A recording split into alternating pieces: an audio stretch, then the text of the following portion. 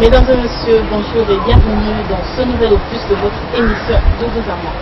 Le jeune que nous recevons aujourd'hui, c'est le coup de cœur du réalisateur de cette émission, Kelly Mbimi. Ensemble, nous allons découvrir quel est son mouvement, vu qu'il est le président du mouvement des jeunes pour le changement.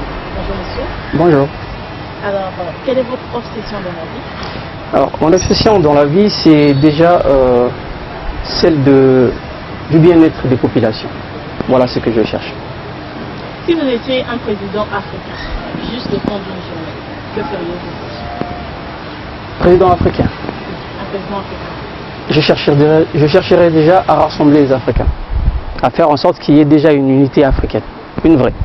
Pensez-vous qu'il n'y a pas une unité africaine? C'est pas que je le pense, mais c'est une réalité. Il n'y a pas une unité africaine. Sinon, on n'aurait pas vu tout ce qui se passe en Afrique. Qu'est-ce qui se passe en Afrique? Beaucoup de choses. Comme comme déjà le sous-développement, ce qui est quelque chose de plus important en Afrique. Et moi je pense que s'il y a aussi un niveau de sous-développement plus élevé, c'est parce que les Africains ne sont pas solidaires. C'est-à-dire qu'ils ne cherchent pas à trouver des solutions d'ensemble, une solution purement africaine, au lieu de tout le temps penser à contacter l'Europe, l'Occident pour des aides et tout cela. Alors qui êtes-vous? Moi je suis monsieur Ephraim Dave Mafoula. Et voilà, je suis le président du mouvement des jeunes pour le changement. Dans quelle occurrence avez-vous créé ce mouvement? Alors, j'ai créé ce mouvement tout simplement parce que j'ai vu la souffrance et la misère des jeunes du Congo. Et je me suis rappelé d'une citation qui dit si on ne s'occupe pas de la politique s'occupera de nous. Donc, pensons que les réponses ou les solutions des problèmes des Congolais viendront par une action politique. Voilà pourquoi j'ai pensé créer ce mouvement des jeunes qui est un mouvement à but politique pour tout simplement apporter ces changements qu'on a besoin. Vous venez de citer une très belle citation, si vous ne pouvez pas de la politique s'occupera de vous. Pensez-vous que la jeunesse congolaise est dépolitisée? Je pense que ce n'est pas un problème qui vient de la jeunesse congolaise, c'est un problème qui vient de nos dévanciers politiques. Tout simplement, ils nous ont montré une facette de la politique qui n'intéresse pas aujourd'hui les jeunes. Donc aujourd'hui, les jeunes considèrent la politique comme étant un domaine de la démagogie, alors que ce n'est pas ça. C'est quand même un domaine où tout se prend, c'est-à-dire toutes les décisions d'un changement d'un pays, ça passe par la politique. Généralement, ça passe par la politique. Donc si aujourd'hui les jeunes se désintéressent de la politique, c'est tout simplement parce que ceux qui font la politique ou ceux qui ont commencé à faire la politique avant nous ont montré voilà, le côté néfaste de la politique. Mais vous aussi, vous êtes un jeune congolais. Bien sûr. Vous n'êtes pas dépolitisé. Je ne suis pas dépolitisé parce que je vous ai dit tout à l'heure que la citation me fait comprendre que si je ne m'occupe pas de la politique, Pourquoi les autres ne comprennent pas ça? Parce qu'il n'y a pas un jeune ou il n'y a pas quelqu'un qui est monté en créneau pour faire comprendre à la jeunesse qu'il faut vraiment s'intéresser à la politique. Et c'est ce que je veux faire. Grâce à votre mouvement. Alors on va essayer un peu de dissocier les choses. Parce qu'on a l'impression qu'ici au Congo, on ne connaît pas très bien dissocier les choses. Il y a ce qu'on appelle par la société civile, qui font des associations. Il y a des mouvements et il y a des partis politiques. En quoi consiste un mouvement politique? Alors, un mouvement politique, quand on parle déjà d'un mouvement, ça veut dire que ce n'est pas un parti, c'est vraiment différent. Oui. Un mouvement, c'est soit pour soutenir, soit pour revendiquer quelque chose. C'est comme une sorte. Que revendiquez-vous? Nous revendiquons les choses qui nous reviennent de droit. C'est-à-dire, nous avons beaucoup de problèmes tels que le problème dans l'éducation. Alors, qu'est-ce que je peux dire en ce qui concerne l'éducation, c'est qu'on a déjà un problème des enseignants, c'est-à-dire la qualité de l'enseignement n'est pas celle-là que nous voulons. Et donc aujourd'hui, on revendique une bonne qualité de l'éducation.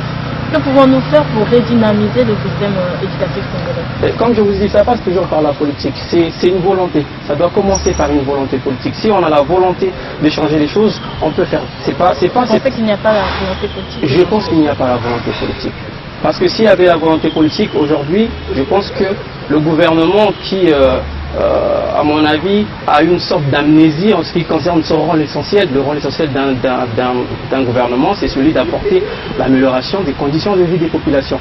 Mais quand on regarde aujourd'hui les parents sont obligés d'orienter les enfants vers des écoles privées, tout simplement parce que dans les écoles publiques ou les écoles étatiques, il n'y a pas une formation ou il n'y a pas une qualité d'enseignement.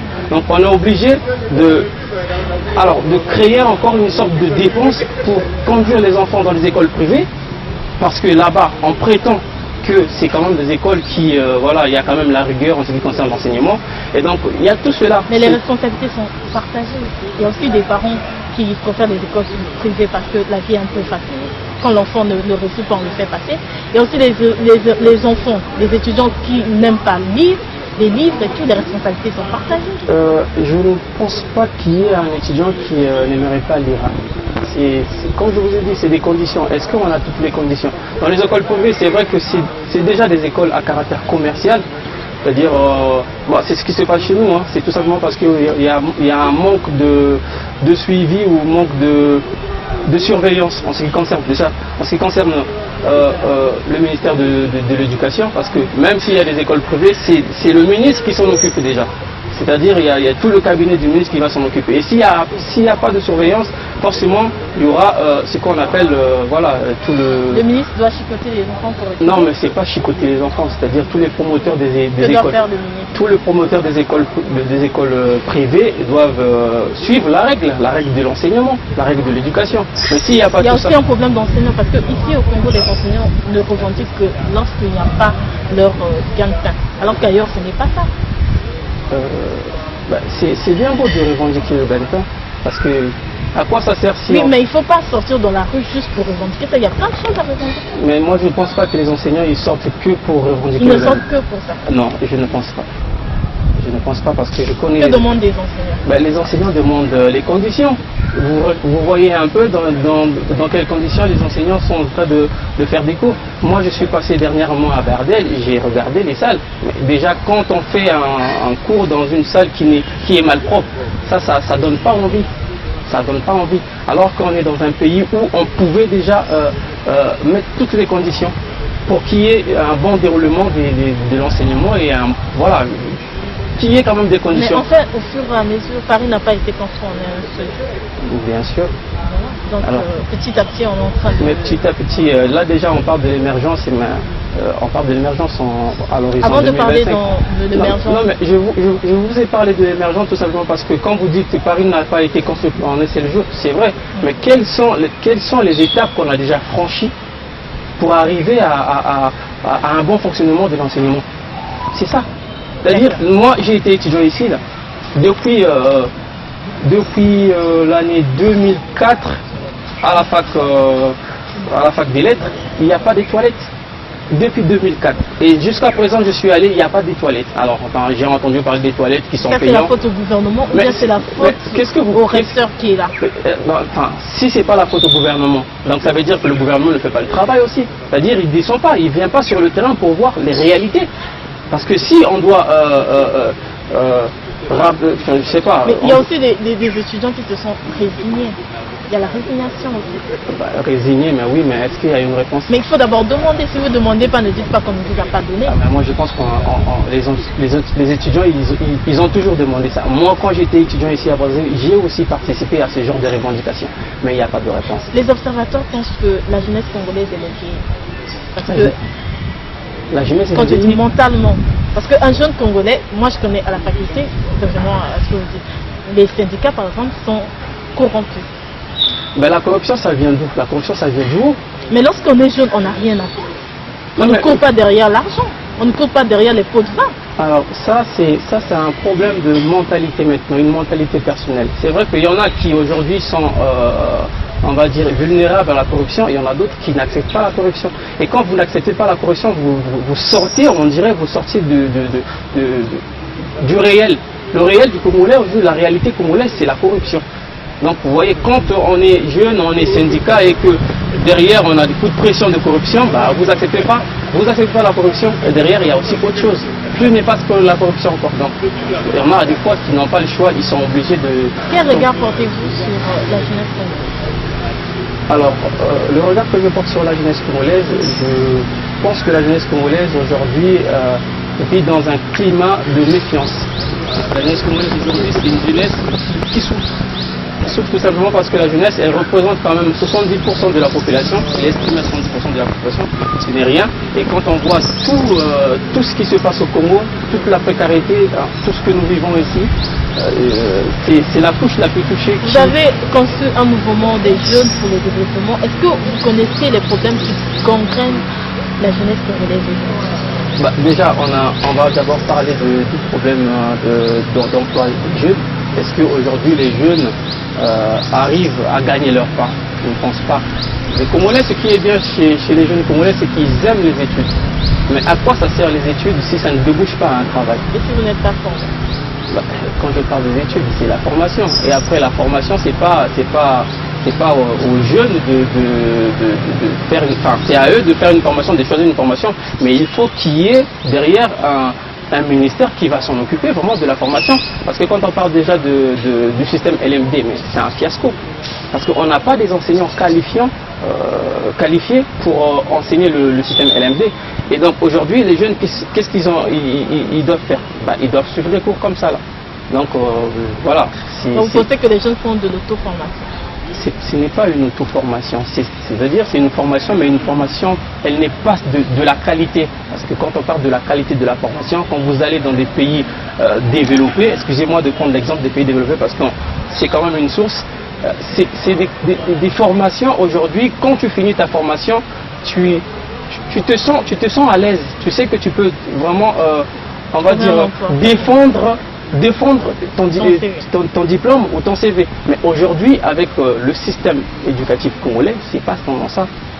Voire même que quand nous sortons ici, on va ailleurs avec alors, tous les relevés de notes. Le problème du système de l'étudiant congolais n'est pas seulement ici. Hein. Même lorsqu'ils vont ailleurs, on nous dit que les plus riches aujourd'hui, les étudiants les plus riches à l'étranger, ce sont les étudiants congolais. Parce que même quand ils vont se faire former au Maroc, où le système éducatif, si vous dites que le système éducatif d'ici est pourri, au Maroc, vous n'allez pas dire la même chose. Ils perdent leur temps à acheter des chaussures, acheter des vestes. Vous parlez là des étudiants les plus riches, c'est ça? Mais n'oubliez pas qu'ils sont étudiants ou non? Ils sont étudiants, mais quand vous parlez des étudiants les plus riches, c'est que ce sont des étudiants qui sont sortis du Congo pour aller étudier. Mais vous allez vous rendre compte que ces étudiants-là ne sont pas choisis par rapport à un bon critère, on va dire. Parce que ceux qui obtiennent des bourses ici, ce ne sont pas des... Enfin, excusez-moi, mais moi je pense que ce ne sont pas des vrais étudiants. C'est-à-dire ce sont des gens qu'on a choisis parce qu'il y a X qui est là-bas, Y qui est là-bas. Ça, c'est quels sont les critères pour être un bon étudiant? Ça, c'est une réalité congolaise. Excusez-moi quels sont les critères pour être un bon étudiant? Des critères pour être un bon étudiant, il faut demander aux étudiants. C'est de travailler. De travailler avec ta volonté. C'est pas d'aller à l'école et que derrière vous pensez déjà à un oncle ou à, je sais pas, à une tante qui va vous... On ne choisit pas les étudiants habilités. Cette politique existe. Voilà pourquoi vous avez soulevé le problème de ces étudiants qui, alors, au lieu de faire des études, ils sont obligés d'aller faire la fiesta dans les pays où ils sont, tout simplement parce que beaucoup sont des fils à papa. C'est-à-dire des gens qui ont été choisis parce que voilà, bon, il y a une opportunité, ok, allez-y. Mais ce ne sont pas des étudiants qui ont cette volonté-là de faire des études. Ce ne sont pas les bons. Ceux qui souffrent ici, ce sont des bons. La majorité, il faut parler de la majorité ne sont pas les bons. Et ceux qui souffrent ici, c'est vraiment des bons étudiants que moi j'ai connus et qui n'ont pas des parents devant pour leur permettre d'avoir des bourses. Que faut-il faire alors? Ce qu'il faut faire, c'est qu'il faut déjà commencer à redonner confiance à notre système éducatif. C'est-à-dire qu'on ait des gens qui ne seront pas des nombrilistes, qui vont chercher à effacer l'intérêt particulier devant l'intérêt général. Quand je parle de l'intérêt général, c'est de faire en sorte que le pays marche et dans toutes ces conditions. Comment faire que le pays marche dans toutes ces conditions? Vous savez, ça c'est, il y a beaucoup de domaines qui vont rentrer en... Quels sont les domaines fondamentaux? Alors moi je pense que les domaines fondamentaux, on va déjà parler de l'éducation parce que c'est un socle, on va parler de l'économie aussi. Oui. Donc il y a beaucoup de domaines. Pensez-vous que le Congo deviendra pays émergent d'ici 2025? Sincèrement, moi, tout ce qu'on parle, tout ce qu'on dit sur l'émergence du Congo, je pense que c'est une logorée en fait. C'est une logorée qui fait la propagande. Ce sont les mots qui font la propagande. Ce n'est pas une réalité parce que quand on parle de l'émergence d'un pays, c'est quelque chose de très compliqué. C'est quoi l'émergence d'abord? Quand on parle de l'émergence, on veut parler de l'émergence parce qu'on parle de la convergence des pays en voie de développement avec les pays développés, une convergence, c'est-à-dire qu'il y ait quand même, voilà, ce qu'on trouve, qu'on arrive à trouver des choses qu'on trouve dans des pays développés, qu'on arrive au moins à en trouver dans des pays en voie de développement, donc une convergence des deux pays. Vous pensez qu'on parle d'une décennie là, 2025, c'est dans une décennie. Vous ne pensez pas que vous jugez un peu très tôt? Non, mais il y a beaucoup de facteurs qui rentrent en compte. Quand on parle de l'émergence d'un pays, il y a beaucoup des éléments. On va parler de l'ouverture internationale, on va parler d'une économie extravertie, on doit parler de la technologie, on doit parler du capital humain. Il y a beaucoup de choses qui rentrent en compte. Mais quand nous regardons déjà la réalité, aujourd'hui on est en 2013. Qu'est-ce qui nous manque? Les ressources humaines? Parce que notre économie, la Banque mondiale dit que après la récession de 2007, 2008, nous sommes repartis à la hausse. Vous savez, c'est pas l'argent qui manque pour faire du Congo un pays d'avant. C'est pas l'argent qui manque, c'est une volonté qui manque. Regardez, je vais vous prendre un exemple très simple. Le problème d'électricité aujourd'hui. Vous savez, aujourd'hui, l'énergie est au centre de tout. Quand vous allez dans des pays développés, vous allez vous rendre compte que ce sont des pays où on ne manque pas d'électricité. S'il y a un problème d'électricité, ils viennent arranger le problème d'électricité tout de suite. Parce que l'électricité permet à ce qu'il y ait un bon fonctionnement des entreprises. Toutes les entreprises travaillent presque avec l'électricité, toutes les entreprises. Mais aujourd'hui, si déjà au Congo on a un sérieux problème d'électricité, alors comment vous allez me faire comprendre que on va être un pays émergent en 2021? Le problème de l'électricité ne concerne pas que le gouvernement ou bien la Société nationale d'électricité. Aujourd'hui, par exemple, vous avez des gens qui, au lieu de prendre l'abonnement sur la Société nationale d'électricité, il va prendre chez son voisin. Il y a 5, 4, 3 personnes dans une même ruelle qui font ça. Au fond, l'émergence, c'est quoi? C'est nous tous, en fait. Ce n'est pas un défi. C'est un problème de tout le monde, de tous les Congolais. Madame, je vais vous dire une chose. Oui. Je ne suis pas d'accord avec ce que vous venez de dire tout à l'heure. C'est un problème du gouvernement. Ce n'est pas un problème de la population parce que dans d'autres domaines, pourquoi est-ce que quand la population sort, enfin pour faire, je sais pas, il y a des étudiants à des fois qui revendiquent normalement les droits, il y en a qui à des fois ils cherchent à faire des manifestations, on les arrête. On les arrête parce qu'ils On les arrête. Non, mais on les arrête. Pourquoi? Parce qu'ils sont capables de les arrêter. Mais ça veut dire que les mêmes personnes qui aujourd'hui sont obligées de passer par des voisins pour prendre de l'électricité, ce ne sont pas les agents de l'ordre qui manquent pour mettre de l'ordre. C'est-à-dire que c'est d'abord un problème de la SNE. Est-ce que de votre conscience aussi? La conscience, oui, ben je sais très bien que la conscience en a une partie de responsabilité, voilà. Mais moi je pense qu'il faut commencer par la source. La source du problème, c'est la SNE. Aujourd'hui, à des fois, ça paraît normal que les gens passent par des voisins pour prendre de l'électricité. Tout simplement parce que hier, j'étais à Ngamakoso. Je suis allé voir un ami, mais quand j'arrive chez lui, il me dit ça fait 4 mois que j'ai pas d'électricité. Et ils sont obligés de faire des collectes dans la rue pour faire un raccordement, pour faire en sorte qu'il y ait un poteau, qu'il y ait des fils pour qu'ils arrivent à avoir de l'électricité. Vous voyez? Alors que tout ça, c'est normalement la SNE qui devait s'en charger, mais c'est les populations qui s'en chargent. Et ne soyez pas étonnés s'il y a des voisins à côté qui vont en profiter de ce genre de choses. Donc comme je vous ai dit, la source c'est la SNE, la source c'est... Voilà. Pour être un pays insubmersible, ça ne concerne pas que le gouvernement ou la société civile, c'est de la responsabilité de tout le monde. Alors qu'aujourd'hui on voit que les Congolais ne sont même pas conscients que nous voulons devenir un pays émergent d'ici 2025. Prenons le cas par exemple des personnes qui font des branchements 3, 5, 4 dans une même ruelle, sans l'abonnement de la SNE. Ce n'est pas que les Congolais n'ont pas cette volonté. Les Congolais sont réalistes aussi. C'est-à-dire par rapport à la réalité du Congo, ils se rendent compte que c'est du pipeau. Ce n'est que, comme je vous ai dit, c'est de la propagande. une propagande pour préparer 2017 ou 2016. Mais la réalité, c'est pas ça. Parce que quand je vous ai parlé des éléments qui doivent quand même faire en sorte qu'il y ait l'émergence d'un pays, il y a beaucoup des éléments. Je vous ai parlé de l'économie, de l'ouverture de l'économie, je vous ai parlé de la technologie, je vous ai parlé du capital humain, je vous ai parlé de la transformation de la société. Et quand on parle de tout ça là, il n'y a pas. Parce qu'aujourd'hui, c'est bien de construire des routes, c'est des infrastructures, ok. Mais qu'est-ce qu'on remarque? Quand vous allez sillonner tout Brazzaville, vous allez vous rendre compte que des routes qu'on a construites il y a à peine, je sais pas, moins de 5 ans, il y a déjà des fissures, et ce ne sont pas des routes, on va dire, des routes de qualité. Vous voyez? Ça, c'est à qui la faute? Les opérateurs économiques. Est-ce que vous allez dire la population qui voit, mais qui laisse faire? Est-ce que vous allez dire que c'est la faute à la population? Mais qui laisse faire? Mais ça veut dire que c'est la faute au gouvernement.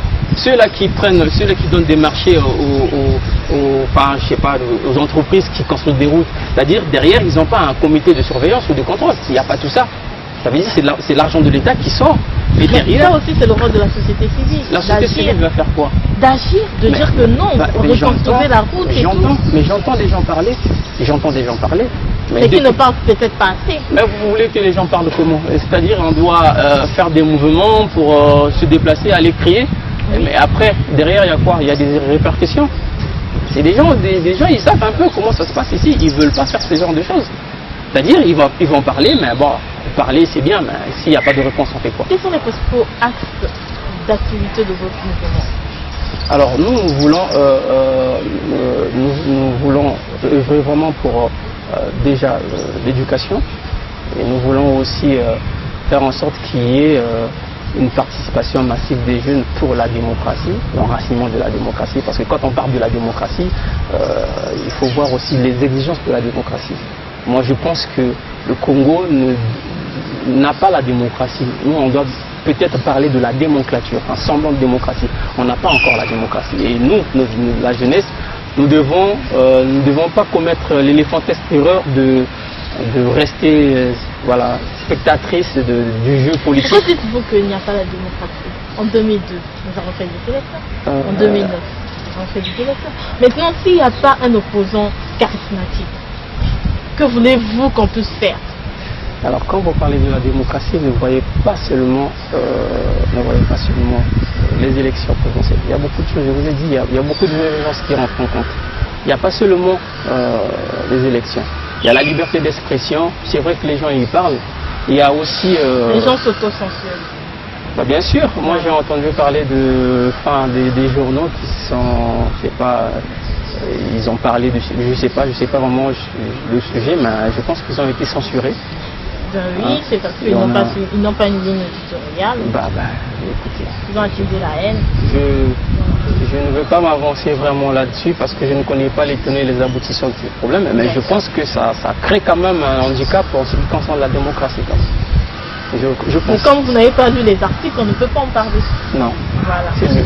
Donc, quels sont les principaux axes? Vous avez commencé à énumérer déjà. J'ai parlé de l'éducation parce que je trouve qu'il y a quand même beaucoup de couacs dans l'éducation. Je vais vous prendre un exemple. J'ai fait un tour au Parlement je pense qu'il y a 3 semaines ou 2 semaines. Et parlait du projet de construction d'une université. Je pense que vous connaissez déjà l'université Denis Sassou Nguesso qui se trouve à Kintele. Vous voyez, moi je pense qu'il y a là un problème. Déjà, on parle de la construction d'une université. L'université est presque finie. Oui. Je pense qu'elle est presque finie. Mais au moment où on débat du projet, c'est-à-dire qu'on n'a pas encore l'avis des parlementaires, mais il y a déjà une construction qui est là. Il manque plus qu'il y ait des professeurs et des étudiants qui vont aller faire cours. Mais le débat, il est encore au Parlement. Donc, au même temps, il y a le débat, et au même temps, il y a la construction. Donc, on ne sait pas si c'est une politique de mettre la charrue devant les bœufs ou c'est une politique, on va dire, de gribouiller. Donc, c'est ça le problème, déjà au niveau de l'éducation. C'est vrai que construire une université, c'est un bon projet, mais où construire une université? Moi, je pense Vous pensez que l'université est mal située? Je pense que oui, l'université est mal située. Pourquoi? Parce que je regarde un peu la situation des jeunes qui sont à Pointe-Noire. Il ne faut pas avoir des projets, on va dire des projets égoïstes. C'est-à-dire quand il y a un projet, il faut que le projet... C'est comme je vous ai dit au début, Non, mais Paris n'a pas été construit en un seul jour. Mais écoutez, On a commencé par Brazzaville, j'arrive. il n'empêche qu'on ira à Pointe-Noire, à Dolisie. On a commencé par Brazzaville. Oui. Qu'est-ce qui manque au Congo de commencer les 12 universités au même moment? Regardez ce qui va se passer. C'est-à-dire... Le Congolais est quand même paradoxal. je Lorsqu'on peux construit avancer, les madame. routes au même moment, on dit on veut construire Non. Brazzaville en un seul jour. Vous voyez- Lorsqu'on commence par un projet, on Je dit vais non, vous dire on un truc, je construit vais un vous dire un projet. truc. Aujourd'hui au Congo, Hmm. vous savez combien au même moment on est en train de construire les stades.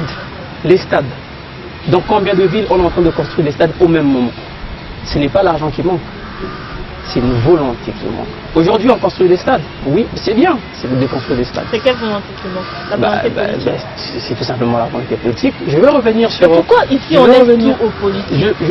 Je préfère revenir sur le sujet de la construction de l'université Denis Sassou Nguesso.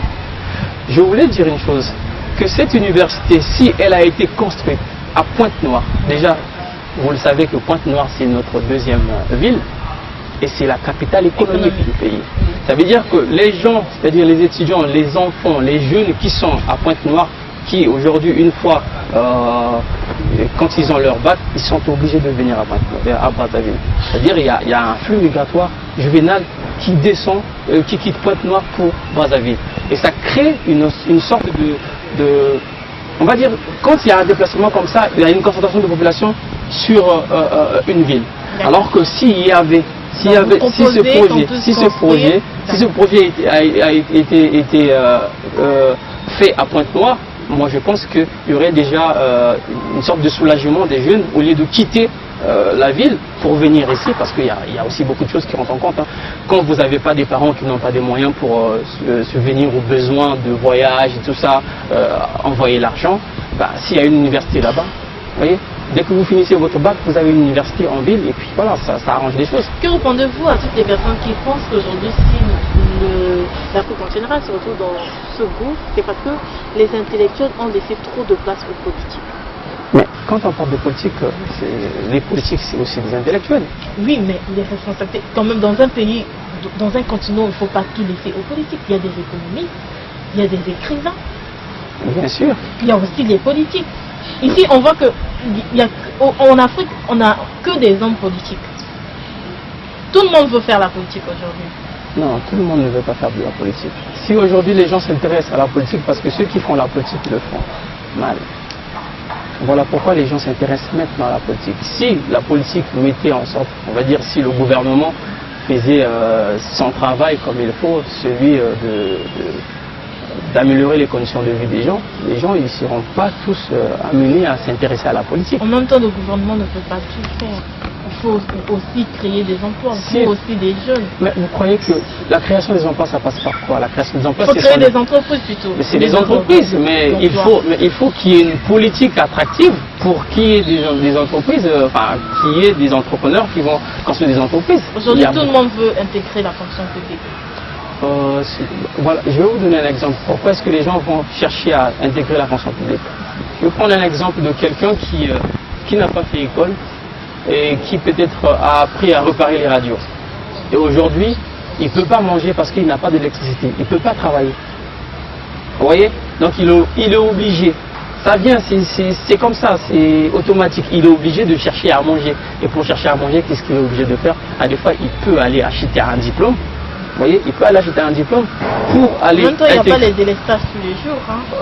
Il faut juste s'organiser, hein, s'acheter un petit groupe électrogène. S'acheter un groupe électrogène. Oui. Vous savez combien ça coûte? Ça coûte 50 000 francs. Et oui, et donc 50 000 francs, c'est pas si tout le monde... Déjà, pour trouver l'argent, il faut travailler. Mais quand vous n'avez pas de travail, vous faites quoi?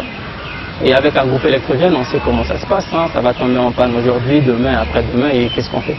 Monsieur Davor Foula, président du mouvement des jeunes pour le changement. Alors, nous sommes presque à la fin de cette émission. Avez-vous un mot particulier à l'endroit de toutes ces personnes qui nous ont suivis? Alors, moi, je voudrais adresser le message aux jeunes.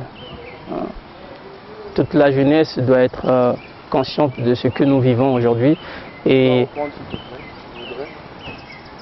je voudrais adresser le message à toute la jeunesse congolaise. Et que nous sommes conscients du mal-être de la jeunesse congolaise et nous sommes aussi à même d'apporter le changement. Pour apporter le changement, il suffit juste de se construire et de se rassembler, et d'avoir des discussions constructives, trouver des idées, et afin d'apporter le changement que nous voulons. Je pense que s'il y a cette volonté-là, la volonté des jeunes pour changer le pays, on peut le faire. Monsieur Dar Mafula Ifrem, merci d'avoir répondu à notre invitation. Mesdames et messieurs, nous sommes à la fin de cette émission. Nous vous retrouvons la semaine prochaine à la même heure sur cette chaîne. Merci, au revoir.